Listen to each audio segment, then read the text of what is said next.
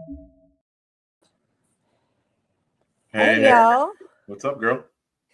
Oh, me and my crew are here. I see you and the boys. Being our, normal crazy selves and stuff. Yeah, How are you?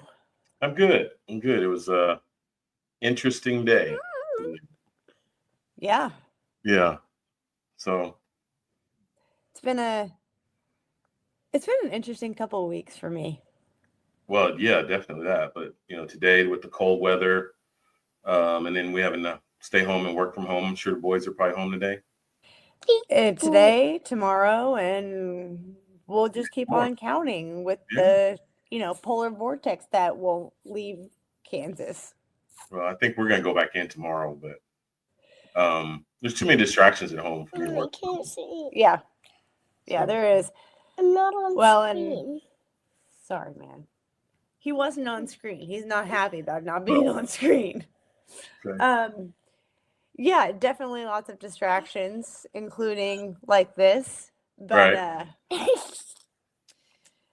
you know, I'm kind of in the zone of I'm controlling what I can control, and it's about what I'm doing. Yeah, that's where I'm at. But it was a good day overall. I'm kind Good. of tired right now because I had an event early this morning um, that I got victory in, but still it came at a great cost because I've been weighed down and heavy about Yeah. that for a couple months now. So Yeah. um, it felt good to win, but Good. it still came at a cost. So, Hey, if we're doing this, you're gonna go to bed. but I'm excited about tonight. So Yeah, why don't we jump right into that? We got lots coming.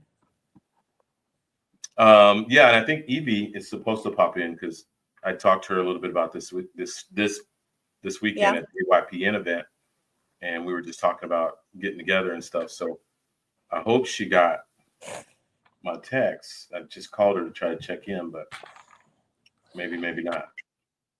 So, y'all, tonight we are talking about the climb. Yeah, And man, is that just not the season of life right now? I tell you. it is. I mean, I know we are going through our own personal experiences, but um, one of the things I learned 2 weeks ago, I was in a bad space and over, the stuff I'm dealing with. And I went to Bible study, or not Bible study, it was men's prayer breakfast. Elevate Men is a group I'm part of. And we Yeah. do it at my church, at the Oasis Church on Saturday, the second Saturday Yeah. of the very month. And, I'm a leader in that group and I normally talk a lot and share, but I just had nothing and I couldn't share. And the brothers rallied around me. Um, but one of the things I learned in that session when the brothers talked about that, we get to this level and we feel like life happens or hits us, we hit this wall and we fall, or we have to restart the climb. But it's not a restart. It's just he talked about how we're going like this and we get hit and we just pivot. We go sideways and then we go back up. It's not falling all the way back down and starting all over again. So Okay. We're gonna stay like this. What's interesting about that is, um, I was creating a presentation, well, over the past couple weeks anyway, and one of the images I put in it is of a mountain. Hmm. And I was putting little figures on it to make a point, obviously. And I kept thinking about that exact point of, um, we get to like peak number one, and then we have to go down, and there's a valley, and then we go up the next peak. And so, even though you're essentially still climbing up for all intents and purposes, like you're still making forward progress, and your elevation is still getting higher. there we go. Yeah. There we go. There we go. Which actually leads me into what I wanted to start with anyway. Yeah. I was listening to a story from Tyler Perry, Yeah. and he was talking about becoming a pilot. Ooh. And I didn't even know this about him. So as soon as he started talking about it, I was totally intrigued. But he was trying to teach a lesson in the process. So he talked about how, you know, he made the decision, I want to be a pilot. And without any special training, hires a guy and just jumps in a plane with the guy. You know, Why not? Classroom time, you know, all the different prereq steps that most people would take. I'm not getting touchy. Being Tyler Perry, he just jumped right in the plane. Yeah. Hired an instructor and jumped in the plane. So the plane is going up, and they get to a point in altitude where they start to experience great turbulence. I can just imagine what he was thinking and feeling. Like, why didn't I do the special training and all the prerequisites?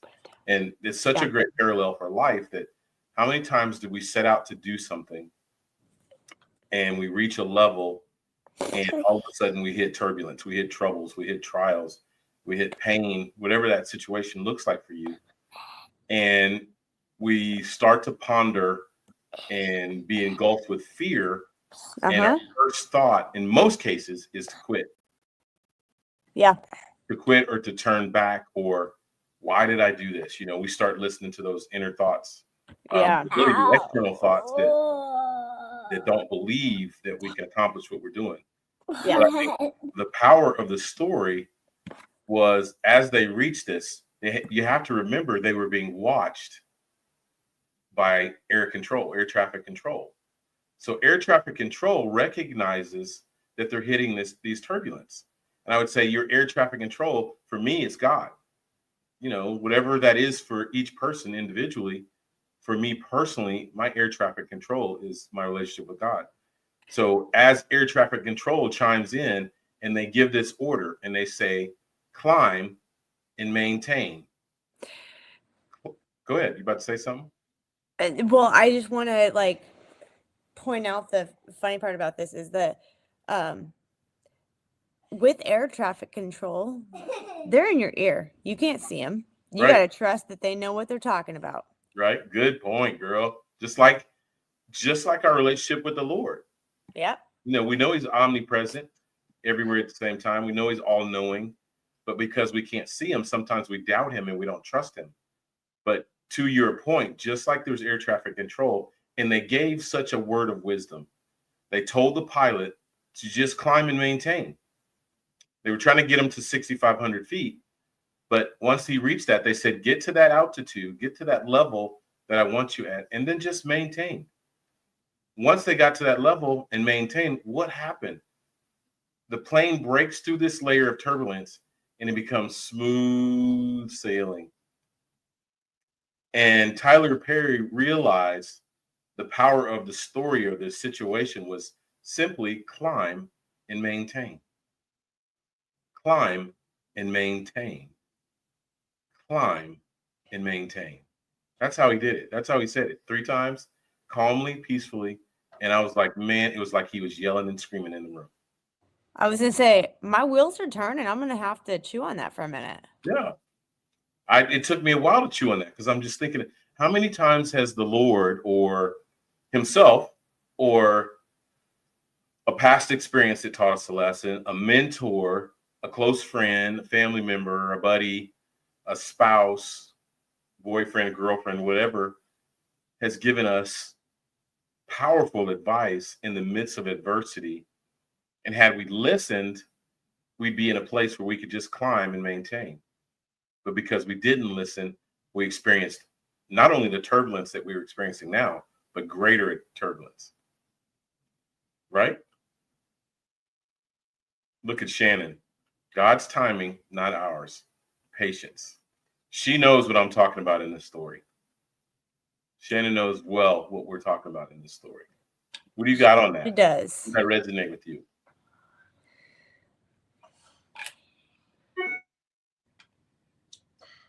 I'm like, my wheels are just turning. Like, I don't. That's a lot to chew on, girl. It is.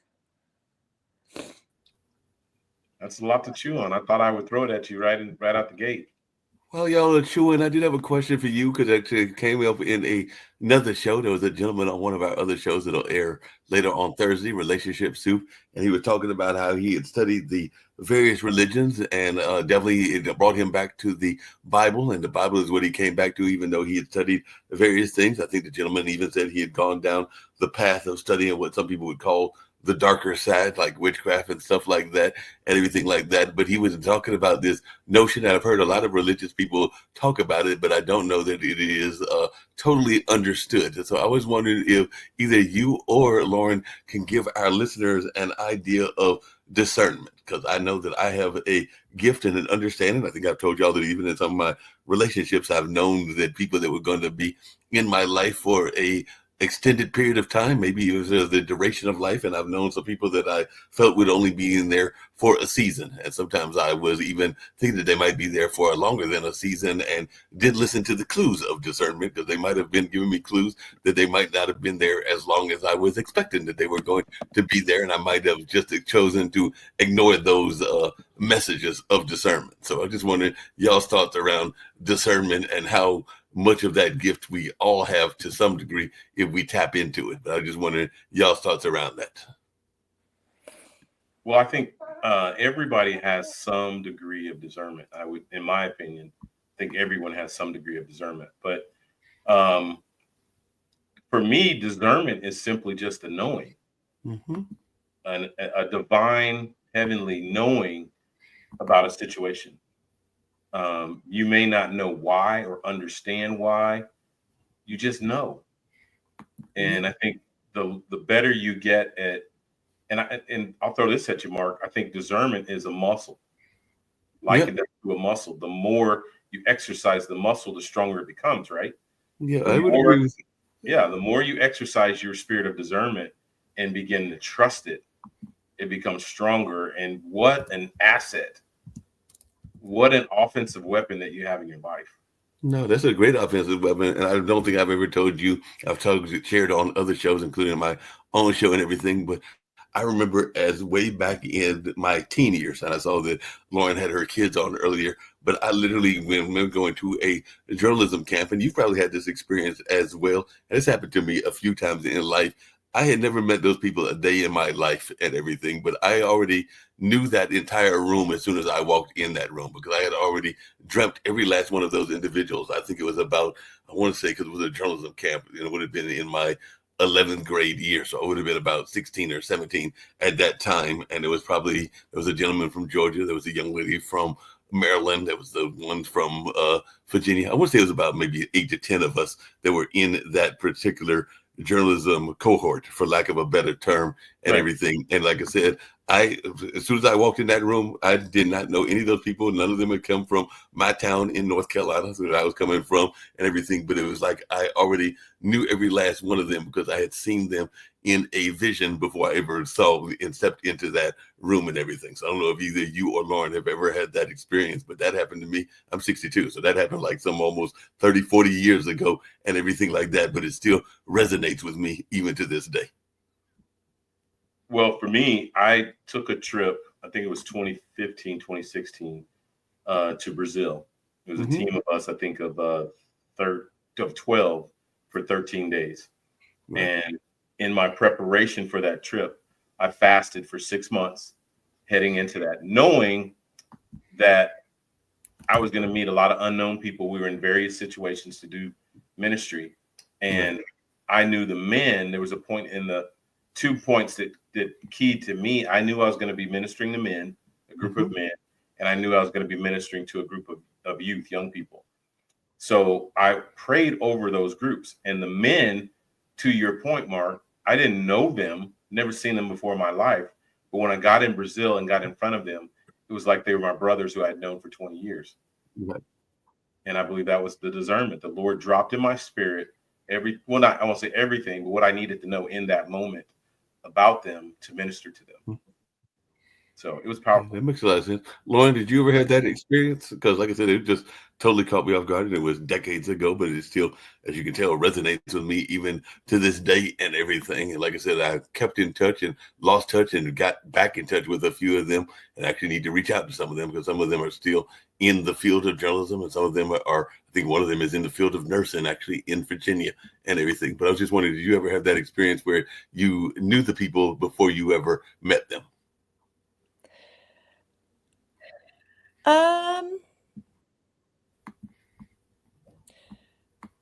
I've definitely had a couple of people that I'd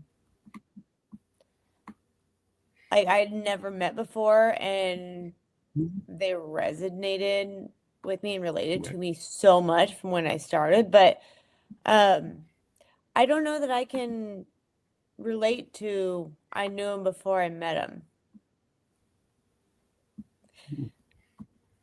Okay. Yeah. Well, so and I want you to jump back in, Lauren, on that first the plane comment that we were talking about. Did you come up with anything else on that?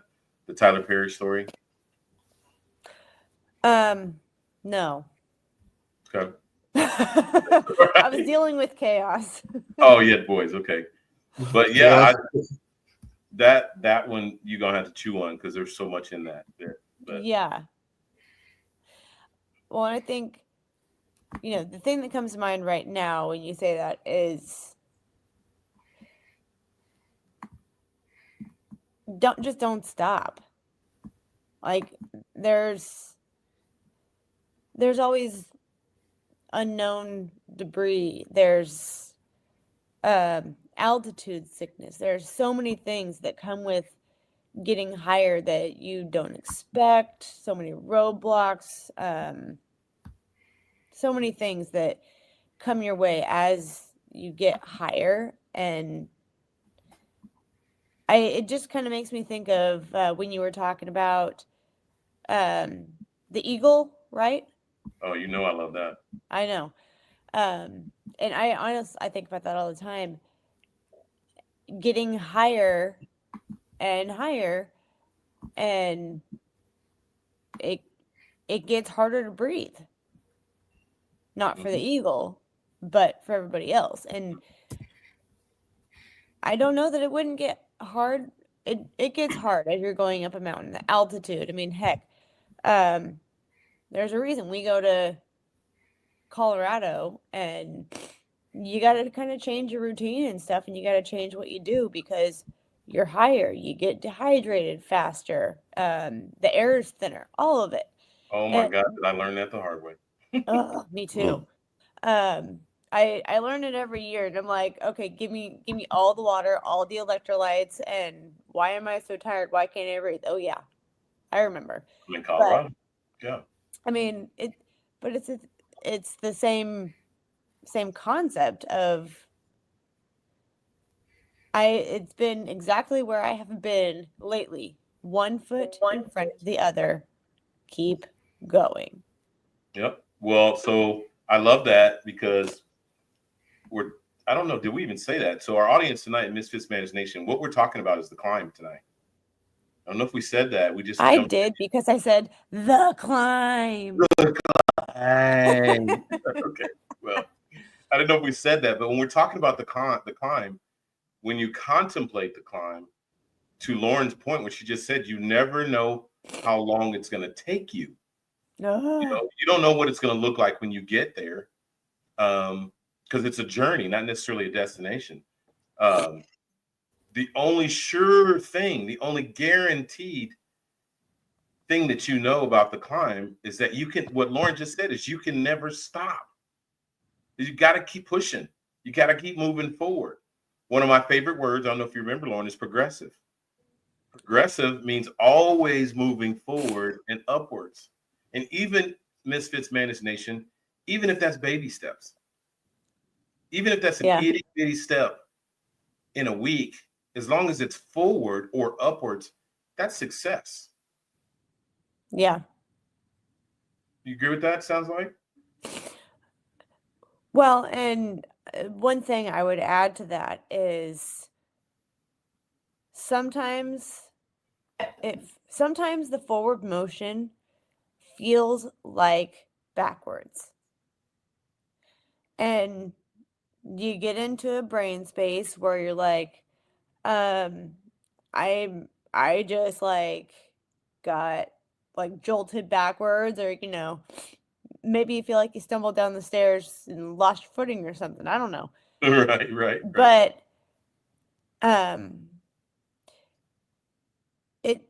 so there's a meme I love. I've sent it to a couple people. I've talked about it to a lot more. And it is a video of a guy with a like literally generic white staircase. He's got a trampoline next to him, and he's just like in the lobby of this building with a whole bunch of people watching him. And he is just gradually going up the stairs, falls off the side of the stairs, bounces on the trampoline, and he doesn't go as high as from when he fell, but he goes higher than from when he started. And I absolutely love the visual, because even if it is a painful something going backwards, you're starting as the mountain, just like going over peaks in the mountain, you're starting still higher and still working your way up than when you started originally. I love that. That's a great visual. Yeah. I was mesmerized watching this for the first time, and I was just like, that video is worth so much. And you can relate it to so many different things. Well, and I want to ask a question. Yeah. To you, to our audience, to, Shannon, I know is here. Yeah. That I guess everybody's got to start asking themselves is something simple. What is your dream? We're talking about the climb tonight. So you got to have a dream first. What is your dream? What are you climbing to? What are you trying to reach? And then once you figure that out, you got to ask a harder question. Are you willing to do whatever it takes to make it a reality?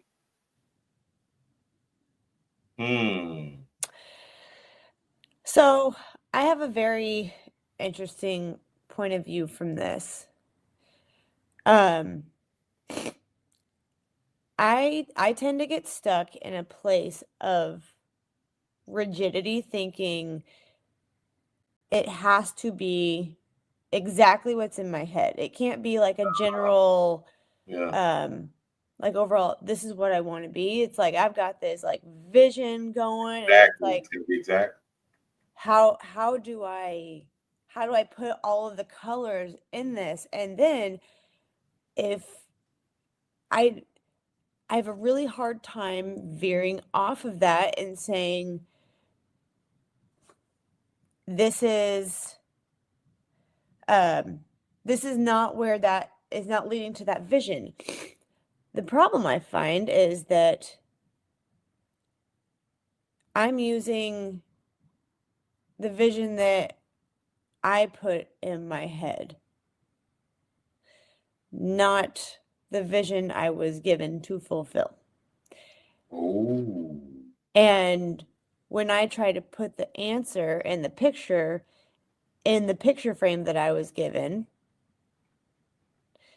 and maybe it won't fit quite right, or maybe the colors are off, or maybe it just doesn't quite fit with the frame, kind of thing. Right. So I have to be very careful about getting out of my rigidity and keeping my eye on the North Star, but following the windy path to figure out how the heck to get there. That's really good. I think one of the things I've changed a little bit in my prayer is being confident enough in God. And this has just really grown in me over the last month or two, and really because of what I went through, and learning how to really trust God. in a new way is, to your point, I don't want to go on the crooked paths anymore. And there's nothing wrong with crooked paths. I'm just saying I feel like I've evolved now to a level I'm just going to be like, Lord, make my crooked paths straight. I'm working on getting there. Yeah, well, I say I'm just getting there. I'm not fully there, but I'm really loving where I'm landing with the Lord and being confident to ask the question.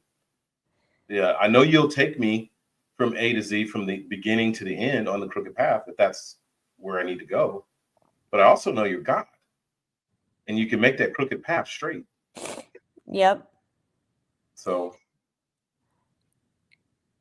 I'm working really hard on getting to that spot. Like, believe me, and that's why, honestly, why I said earlier that it's been an interesting past few weeks, honestly, an interesting past couple months,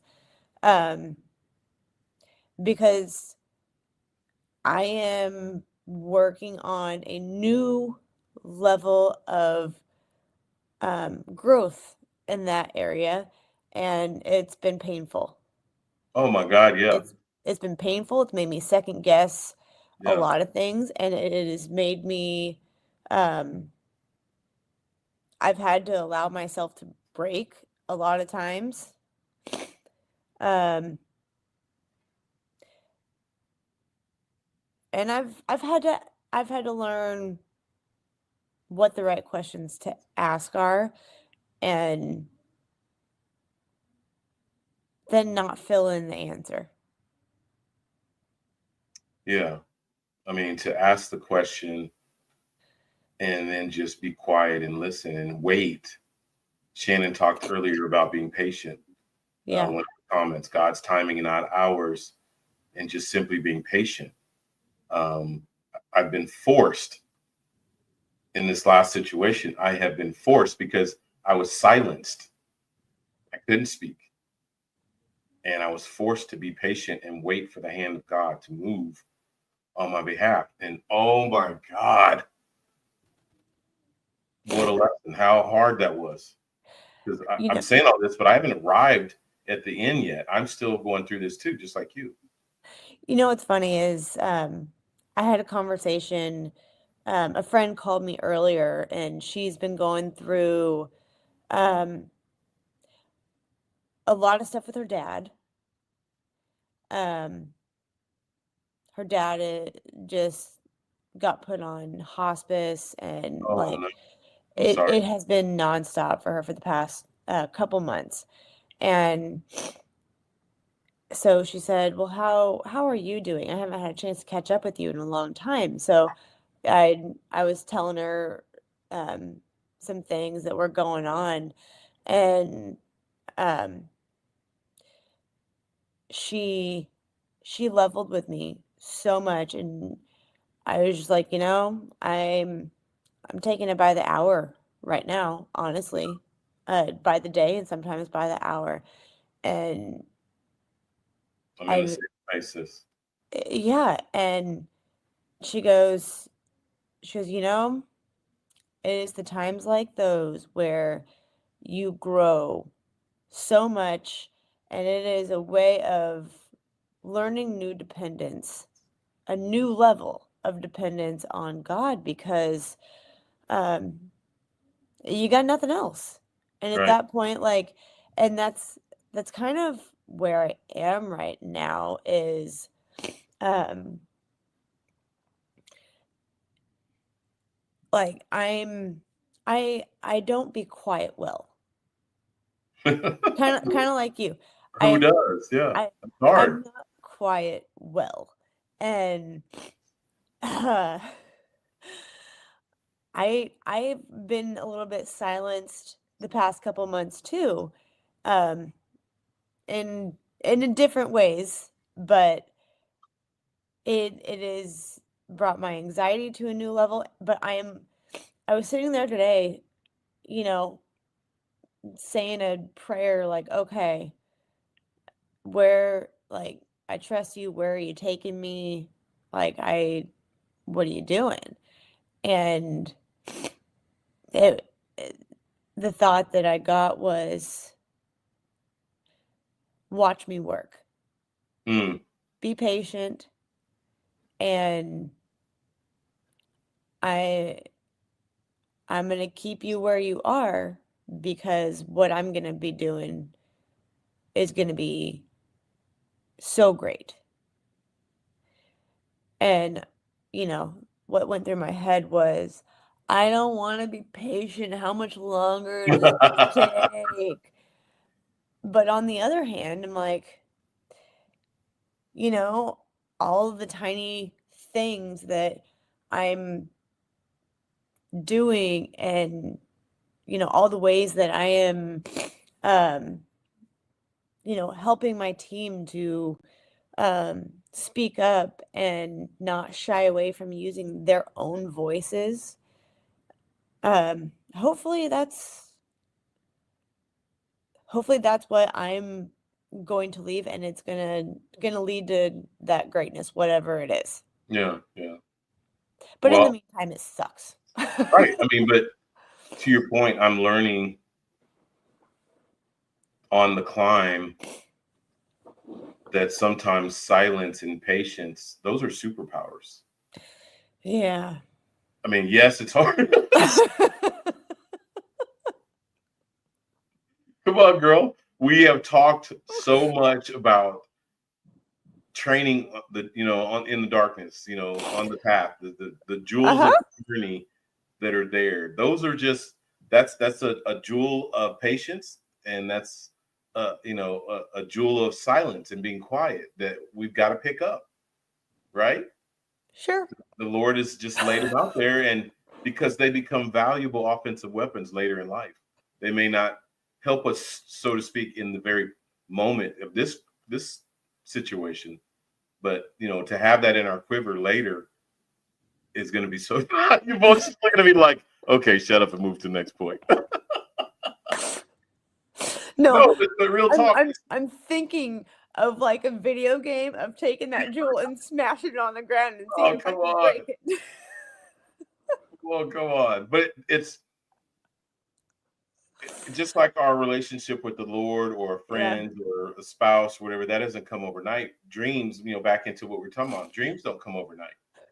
And just like we've got to run down that person that we love, or run down that job or that situation or our relationship with God, our dreams and our goals, we got to run those down. But in this recent space of quiet, being forced to be quiet, I've learned that it's in the chase that we learn who we are. Yeah. When you're silent and you just got to focus on the destination or getting there, and you don't have time to do anything else. You don't even have time to talk or speak. That you learn so much about yourself. It's funny you say that, because I had that thought go through my head today too. And I seriously, it was, I was walking through my house as my, who knows what the heck my kids were doing on the snow day. And I was walking thinking, holy cow, like, things are shifting on such an hourly basis, and I feel like I have zero time for anything. Right. And I'm sick of winter. I'm sick of cold. I'm sick of being locked in my house. And I'm like, okay. Welcome to Kansas City. Yeah. But it made me then think, I'm like, you know what? Maybe it's Lauren, I'm keeping you busy because I need you to focus on where I need you to focus. And I'm not letting you get sidetracked by all this other stuff. And I'm just like, I don't like getting answers I don't want. Those answers you don't want. Lauren, I got to tease you, and I've got to actually bring up one of the founders of the network and everything because, well, I think y'all know because I brought it up and she brought it up a couple of times. She, meaning Kim Calhoun, lost her husband about 2 years ago, and they had been a lifelong couple and everything. I think they've been married for about 40 or 50 years, and then he passed during the height of the pandemic. But she gets together, and she got together earlier today, I think, with some of his co-workers from IBM and everything, and we're getting ready to have a snow apocalypse here in North Carolina. I know y'all are used to that in Kansas and everything. So she was apparently they were having some bets on how much snow was going to come to North Carolina because it's supposed to start at 7 a.m. on Wednesday, which would be tomorrow and everything. And I think most of the people are guessing, which most people are saying, that we'll get somewhere like 3 to 5 inches and everything. But Miss Kim Calhoun, for some odd reason, wants an inch of snow, a foot of snow. So she wants about 12 to 14 inches. And I'm going like, no, I don't want that. I don't need that. I refuse to have that. So no, Kim, don't get that wish of yours and everything. Even though I did hear that the local stores ordered some new sleds because we had a small snowstorm about a month ago and they ran out of those sleds. So they went and ordered some more. So they are prepared for the kids to go get sleds to go sliding down the hills and everything. So our local stores have ordered new sleds for the kids to go sliding down these things that we call hills. Yeah, 12 to 14 inches will shut your whole town down. It totally like a week. And we'd be shut down for a week, maybe even a month. Right. You know, I'm with you on that, Lauren. And Mark, I'm so sick of this snow. And Mark, we'll gladly push what we get here in the Midwest over to you on these. Take it. Have it. I don't want it. Y'all forget. I keep telling y'all, I went to school in the Midwest for 4.5 years. There's a reason that I haven't been back to Marquette. I'm a diehard Marquette Golden Eagle fan, but there's a reason I haven't been back since I graduated in 1984. So we're talking 41 years. There's a reason I haven't been back. Yeah. My son, I'm on my way out. I'm trying to get out. So my son had his last wrestling meet on Sunday, and as we're driving there and it's like flurrying and everything, we're just like,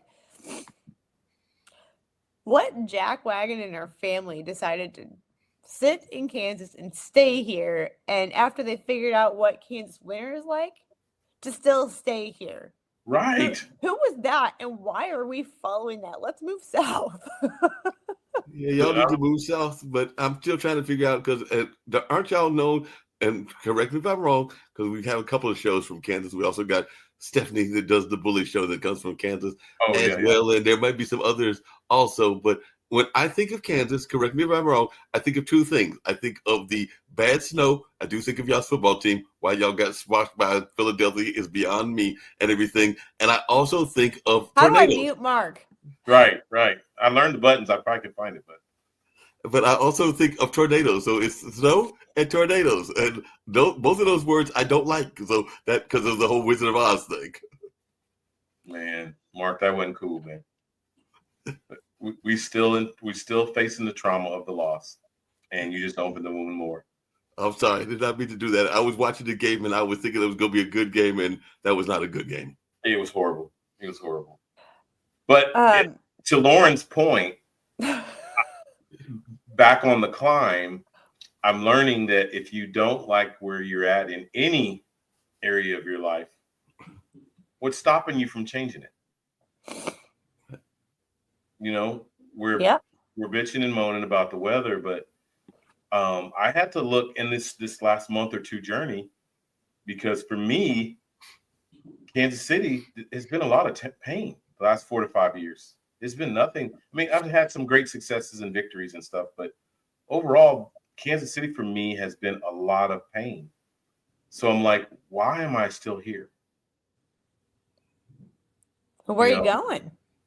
Well, obviously somewhere warm. So, but no, real talk. You were going to Brazil? Right. Well, not Brazil. I would love that, but real talk. I've been thinking about Atlanta, Pensacola, Florida, probably 3 cities in Arizona, Dallas, Frisco outside of Dallas, suburb of Dallas. It's very much like Overland Park, Lenexa, Olathe. Mark, I've actually thought about southward North Carolina, coming that way. Atlanta, maybe too big and busy. So right outside of that is Savannah, which is close to a beach. So I have actively been working on, instead of me complaining about the weather and situations and the pain that Kansas City's brought, why can't I change that? Right. And there's no reason I can't, but me. Yeah. So But I don't know. I'm trying to put a plan in motion for within maybe the next 2 years. That's going to be the goal, financially, business wise, relationship, everything, that I want to be in one of those cities in the next 2 years. Yeah, that makes sense. Hey, Lauren, you mentioned earlier this notion of I think you said a day or a month or an hour, and I was, as you were saying that, I was going like, sometimes it's down to a minute or a second, and I was thinking that you didn't even go that far, because sometimes I was going to think that sometimes you actually even go further into the time vortex, for lack of a better second, because you were going down there thinking about that change within an hour or a day. I'm going like, sometimes I'm trying to make a change within a minute. Right. A second. Or a second. So the reason I didn't go any further than hours, because I am actively working on lessening my anxiety and getting that under control, and getting those swings a little bit better, I guess you'd say, because my nervous system for so long has always just been on reactive mode and just on edge. And so that's a piece that I've been working on with myself for probably the last couple months, is letting myself take a minute and close my eyes, take some deep breaths, and go to a not react, but okay, is this going to matter in an hour? Is this worth it? And go through that in my head, because I've gotten really bad about the impulse of getting angry due to burnout and due to a lot of different things, due to stress. And I have been working really hard on not letting those impulses and those things get the best of me. So that's why I say by the hour. Yeah. Makes sense. But Lorna, are you starting to embrace that pressure and that heat? I mean, is it becoming, are you becoming more adaptable to it, and it's becoming less? Yes, because I don't remember what evening it was, either last week or over the weekend. I was in my head and thinking, and I'm like, the million and thousand thoughts that go through my head on I feel like a minutely basis. And I came to a realization, had a light bulb moment of, I have been seeing things that I have suggested, things that were my ideas that essentially got stolen, and all of those things, I'm like, I felt like, again, I was being silenced, and I'm like, okay. And after I figured out that some people were not being truthful and like saying, hey, this is where our vision is for you, and then that all got thrown out the window. Oh, I know what you're talking about, probably. I was hurt, I was angry, I was a lot of different things, and I finally figured out all of that. I put all the pieces together and I let that go. Wasn't doing me any good to be mad at this person, and I won't trust him again. Right. It's gone. Yep. But the only person I was hurting and holding back and making miserable was myself.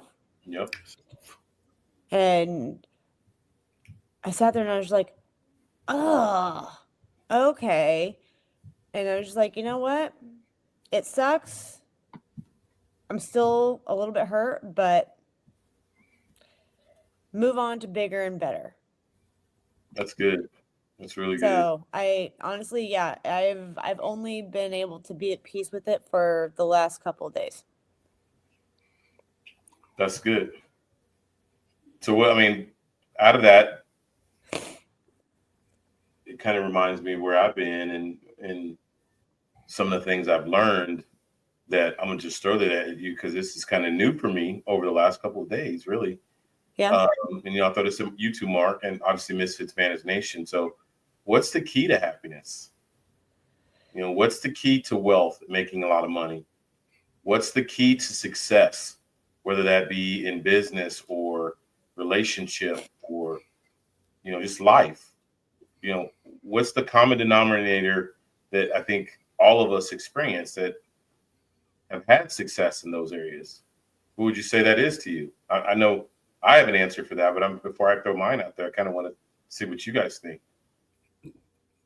Well, I can take that, Lauren. I think the one that comes to mind to me, and I think that I've been blessed to have it in life, is support and everything like that. So I think that whether it's support from family, because I'm blessed to have a 82-year-old mother and an 85-year-old dad that are still in my life and everything, and are still active in my life. But also blessed to have a very active family and friend circle as well. So to me, is the support the people that are there in your corner and aren't necessarily trying to put judgment on your ambitions and your desires and all along those lines. So like I said, I'm fortunate to have everybody from my young nephews, 15 and 16, up to those early to mid 80 parents and aunts and folks like that. So that one key word to me is support.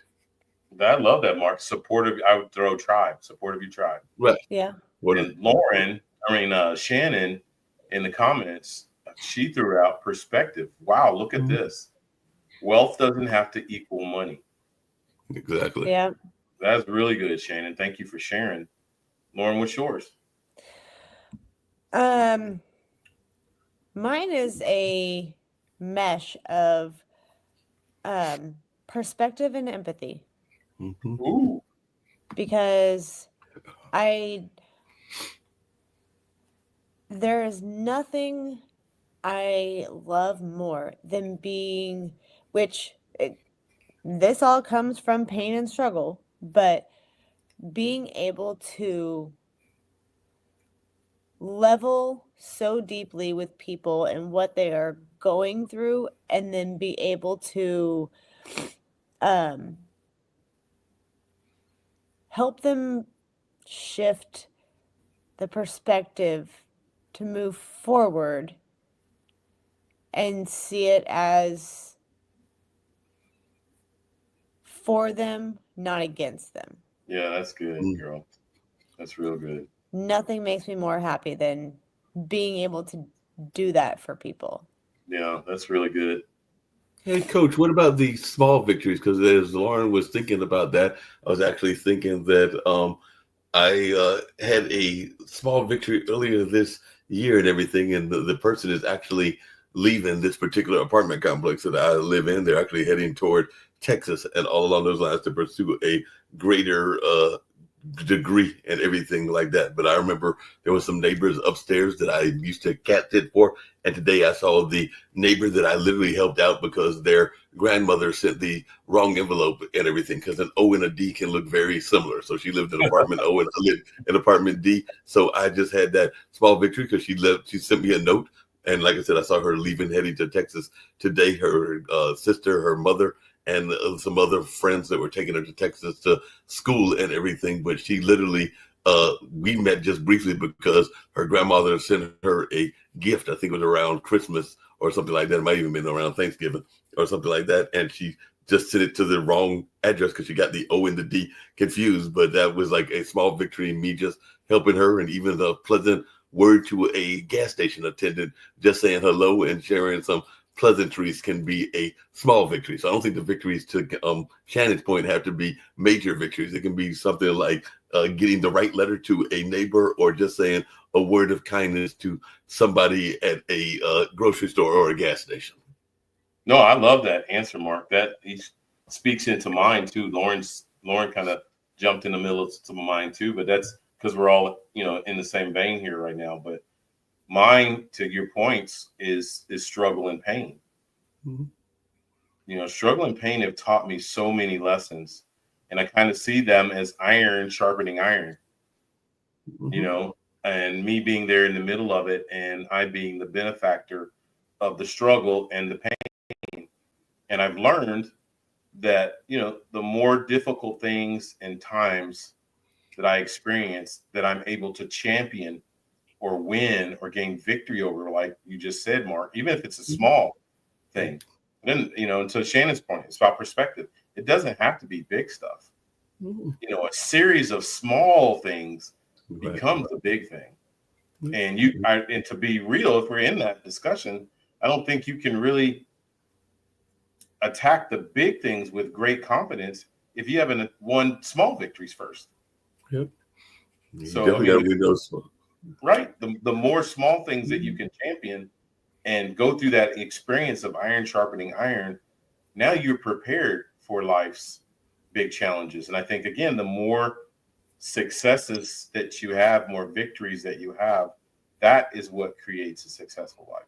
No, I agree with you on that. I do have to tease you, Coach, and Lauren's going to tease me because she's going to say that I'm going down one of those notorious rabbit holes and everything. But here we come.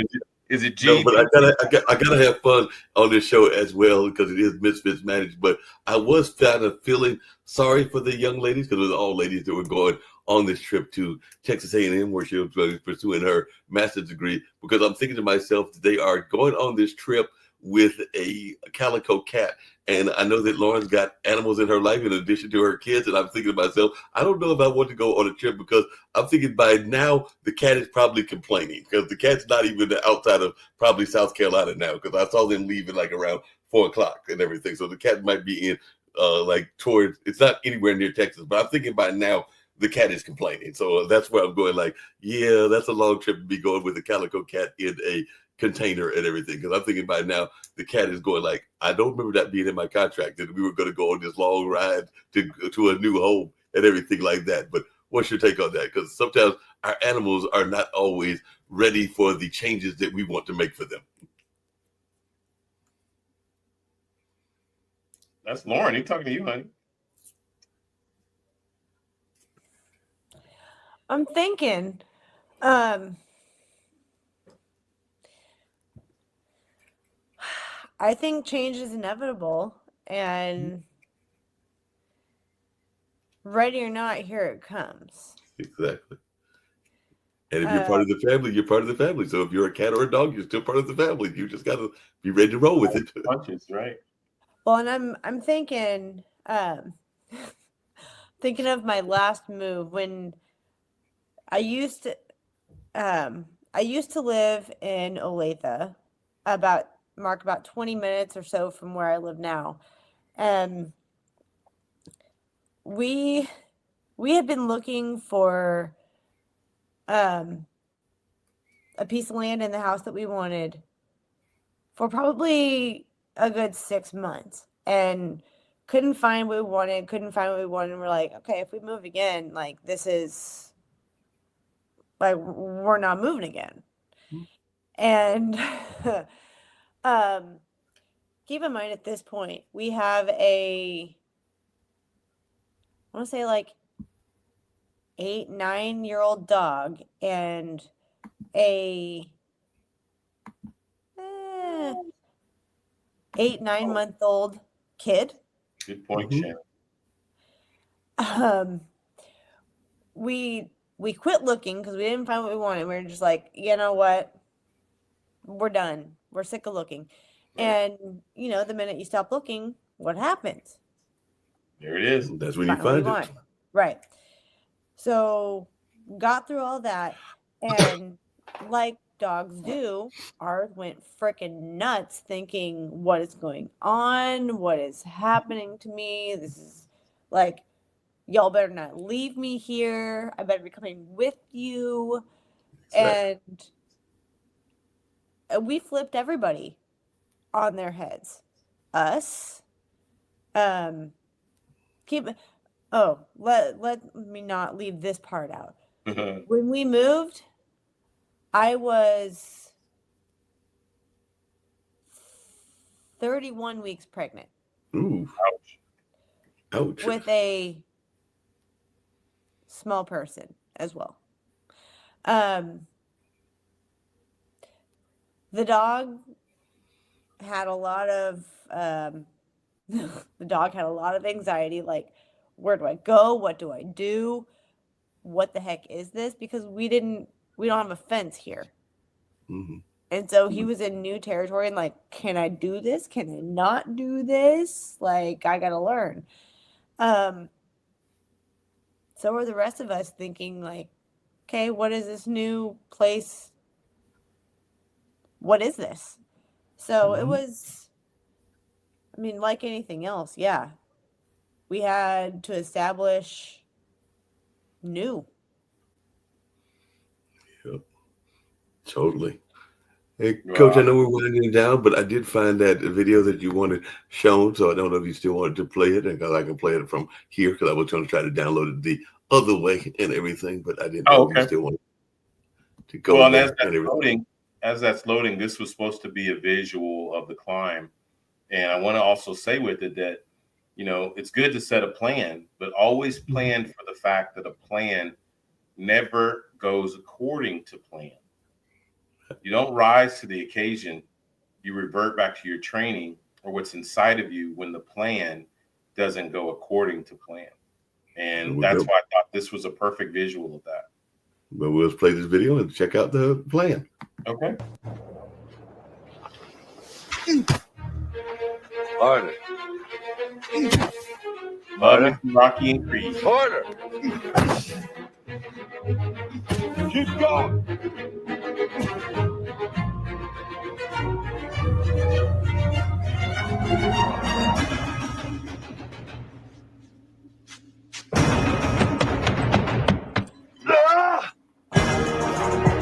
Feel that neck.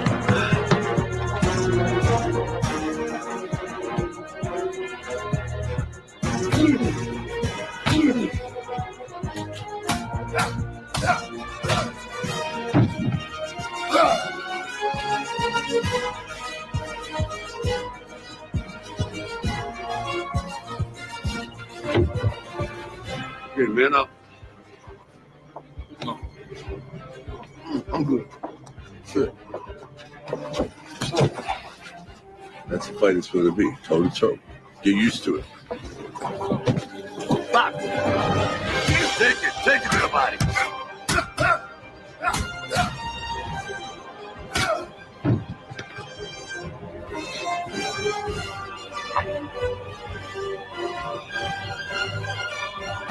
Take it, fight the thing. You all right?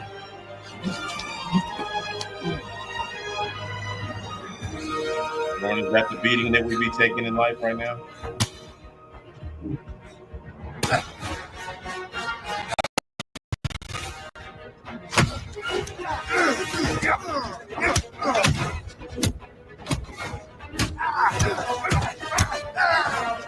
Woo!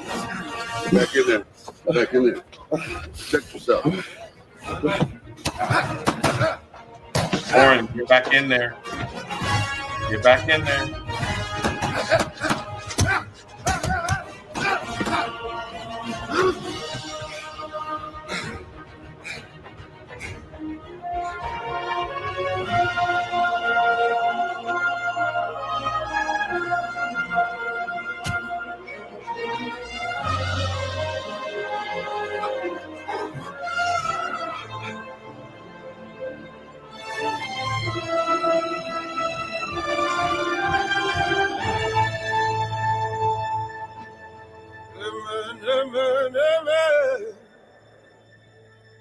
The plan didn't go according to plan. You might find me by the water,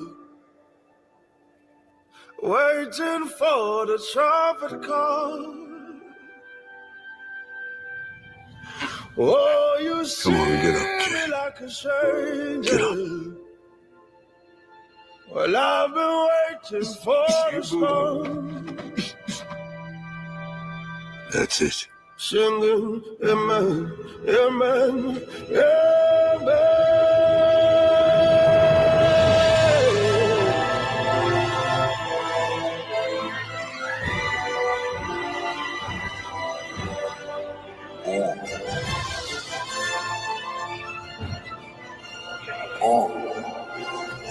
Breaking out the cage, tell them lock the change. Adrenaline in the rage, I may never change. Coming through my heart, dilute my pain. Compressing all the stress, asthma on my chest, running out of breath, they gon' know my name. Mud, brush the dirt up off me, going hard, hit them where it hurts, kill them softly. Bone stretch, trying to clear my mind, even smokeless, hopeless. But I'm in this shit, full-fledged, reckless. Coming for your neck, no strap, though. Running this shit, both legs, bro. Word around town that they coming for my head, though. Funny thing about it, they don't know what's in my head, though. Schizo, maniac, finna go klepto. So hands-on, it's kinda hard for me to let go. Lego, my ego in the steamboat with a slowly screaming at the world till she prego. 2 middle fingers to you all till I'm dead and go.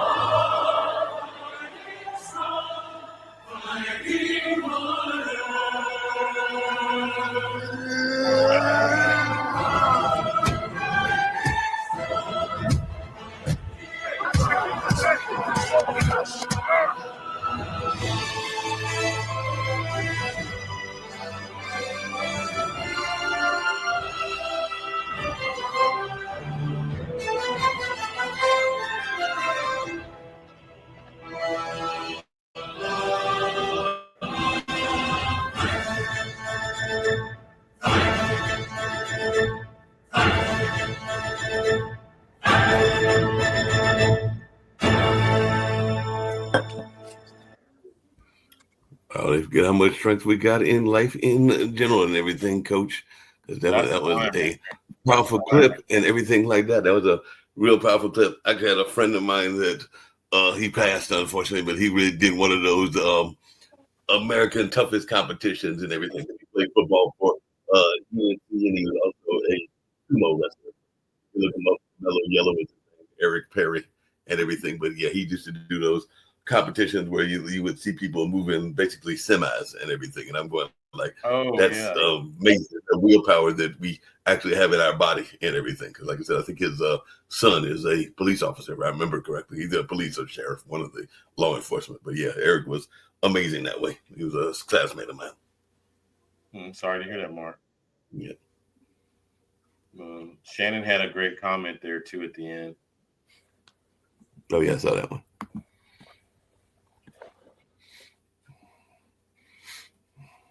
Wow. Well, I think again another great show. I mean, oh yeah, I love how we get on here and we just pour authentically. Yeah.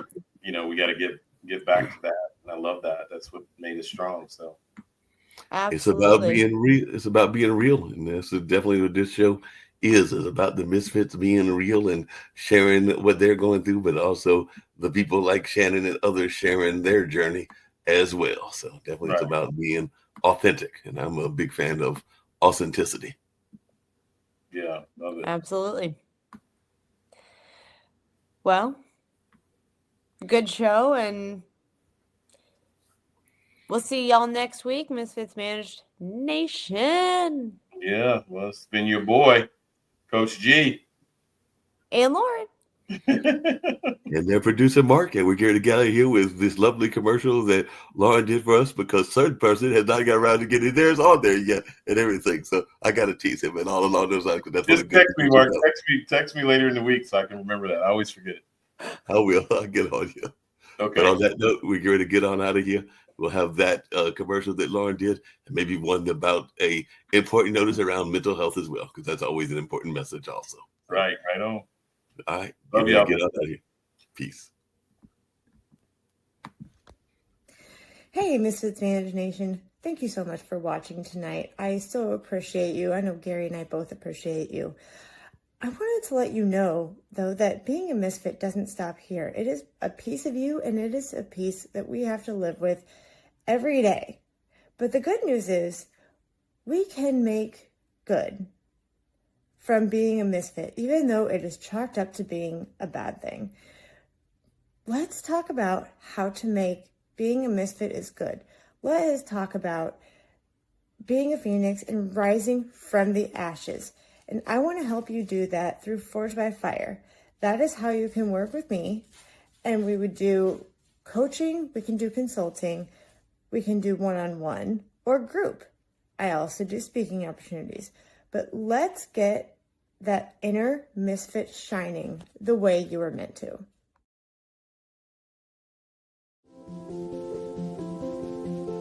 If you're watching this with your friends, you'll probably make a joke. Because you know what you feel on the inside isn't what you want people to know. If you have to pretend to be happy, find someone you trust and tell them.